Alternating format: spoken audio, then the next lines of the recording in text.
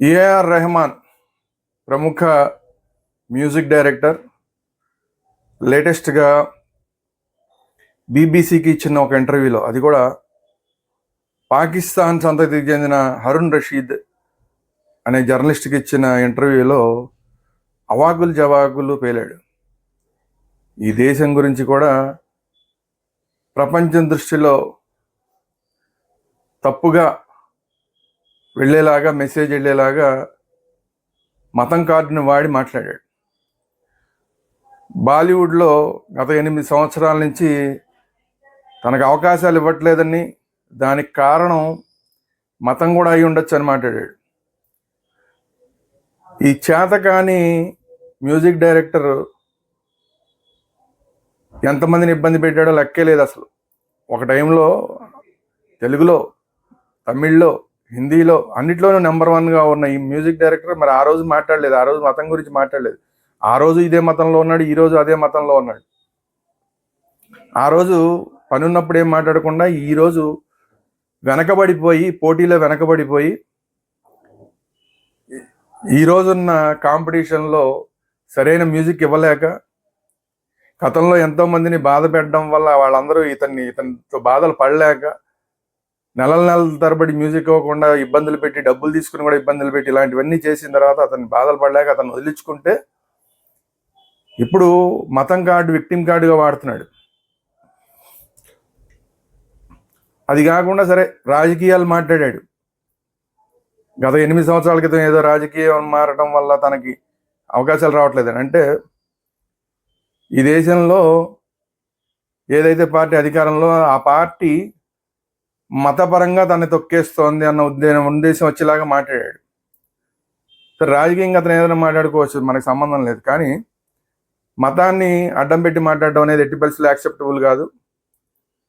అతను ఖచ్చితంగా భారతీయ సమాజం మొత్తానికి కూడా క్షమాపణలు చెప్పాలి. ఎందుకంటే అతని మతానికే చెందిన వాళ్ళు, జావేద్ అఖ్తర్ లాంటి వాళ్ళు, ఇలాంటిది అంతా కూడా ఏమీ లేదు బాలీవుడ్లో, ఇలా మతపరమైన వివక్ష లేదు అని చెప్పారు.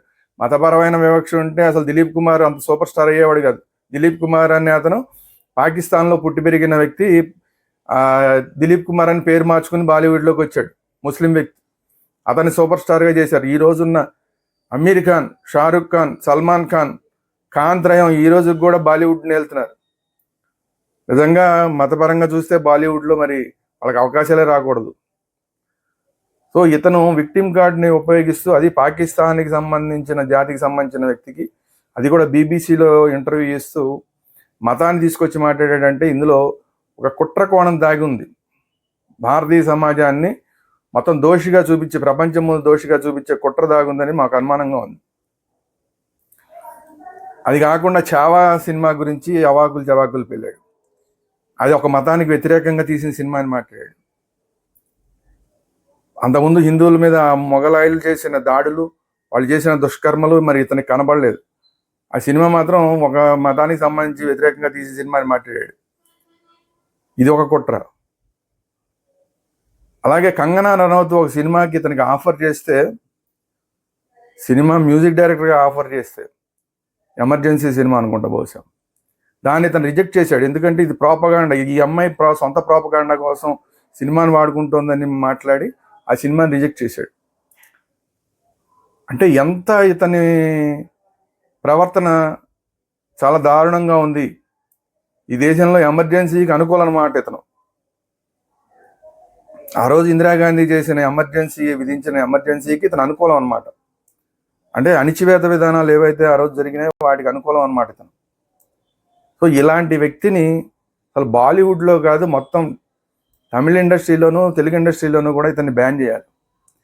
ఇతను ఏదైతే సినిమాలకి పనిచేస్తున్నాడో ఆ సినిమాలను కూడా బ్యాన్ చేయాలి. తెలుగు ఫిలిం ఛాంబర్ ఇమీడియట్గా ఇతని మీద చర్యలు తీసుకోవాలి.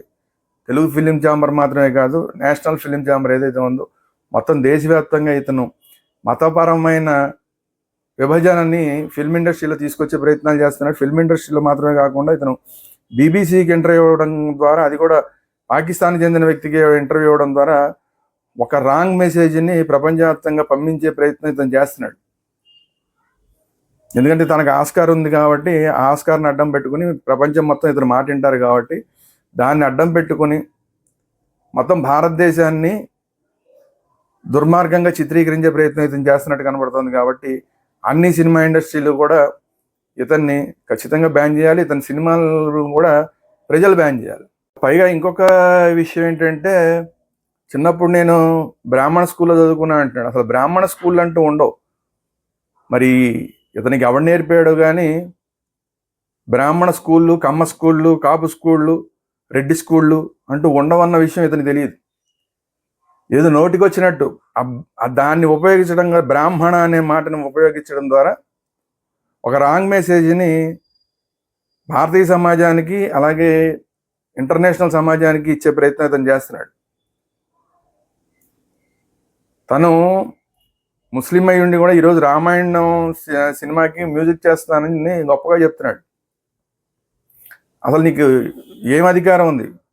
ఆ రాముణ్ణి వద్దనుకుని వెళ్ళిపోయినాడు నువ్వు, ఆ రామాయణం ఉన్న మతాన్ని వద్దనుకుని వెళ్ళిపోయినాడు నువ్వు. అలాంటి నీకు రామాయణం సినిమాకి మ్యూజిక్ చేసే అర్హత ఎక్కడుంది? ఇమీడియట్గా అసలు రామాయణం సినిమా మ్యూజిక్ డైరెక్టర్గా ఇతను తీసేయాలి. ఇప్పుడు పెద్ది సినిమా, తెలుగులో పెద్ది సినిమాకి ఇతను మ్యూజిక్ డైరెక్టర్గా పెట్టుకున్నారు. అతన్ని కూడా ఈ పెద్ది సినిమా ప్రొడ్యూసర్లు కూడా ఇతను ఆ పెద్ది సినిమా నుంచి తొలగించాలి. లేదంటే కనుక ప్రేక్షకులే అతను చేస్తున్న సినిమాలన్నింటినీ కూడా బ్యాన్ చేయాలి. అంటే కులపరంగా దుర్మార్గంగా వ్యవహరిస్తున్నాడు ఇతను, మతపరంగా దుర్మార్గంగా వ్యవహరిస్తున్నాడు, రాజకీయ పరంగా దుర్మార్గంగా అన్ని వరుస పెట్టి అన్ని రాంగ్ మెసేజ్లన్నీ కూడా ప్రపంచానికి ఇచ్చే ప్రయత్నం ఇతను చేస్తున్నాడు. ఇదంతా టోటల్గా కుట్రపూరితంగా చేస్తున్నట్టు కనపడుతోంది. కాబట్టి ఇతని మీద నిఘా వర్గాలు కూడా దృష్టి పెట్టాల్సిన అవసరం ఉంది. భారతదేశ నిఘా వ్యవహారం ఇతనేంటి, ఇతని వ్యవహార శైలి ఏంటి, ఇతని వ్యవహార వెనకాల ఎవరన్నా ఉన్నారా?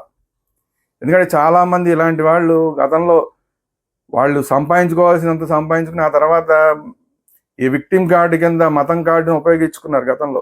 ఇప్పుడు అజారుద్దీన్ కూడా గతంలో అలాగే అతని నెత్తి మీద పెట్టుకుంది భారతీయ సమాజం క్రికెట్ కెప్టెన్గా. అలాంటి వాడు తర్వాత అతనే తప్పులు చేసి క్రికెట్లో నేను ఫలానా మతం వాడిని కాబట్టి నా మీద ఇలాంటి ఆరోపణలు చేస్తున్నారని చెప్పి ఆ రోజు అజారుద్దీన్ కూడా ఇలాంటి దుర్మార్గానికి పాల్పడ్డాడు. ఈరోజు అలాంటి పనినే ఇప్పుడు ఈ రెహమాన్ చేస్తున్నాడు. కాబట్టి ఈ రెహమాన్ని ఎట్టి పరిస్థితుల్లోనూ క్షమించడానికి వీలేదు. ఇమీడియట్గా రెహమాన్ భారతీయ సమాజానికి క్షమాపణ చెప్పాలి. భారతీయ సమాజం మొత్తానికి రెహమాన్ క్షమాపణ చెప్పకపోతే బాలీవుడ్, టాలీవుడ్ అలాగే తమిళ ఇండస్ట్రీ మొత్తం అన్ని ఇండస్ట్రీలో కూడా ఇతన్ని బ్యాన్ చేయాలని మళ్ళీ ఇంకోసారి డిమాండ్ చేస్తున్నాం. అతను ఇప్పుడు పనిచేస్తున్న సినిమాల నుంచి కూడా అతను తొలగించాలని డిమాండ్ చేస్తున్నాం. అలాగే అతను పనిచేసే సినిమాలని ప్రజలు కూడా తిరస్కరించాలి, ప్రజలు బ్యాన్ చేయాలని చెప్పి కూడా ఈరోజు అందరికీ పిలుపునిస్తున్నాం.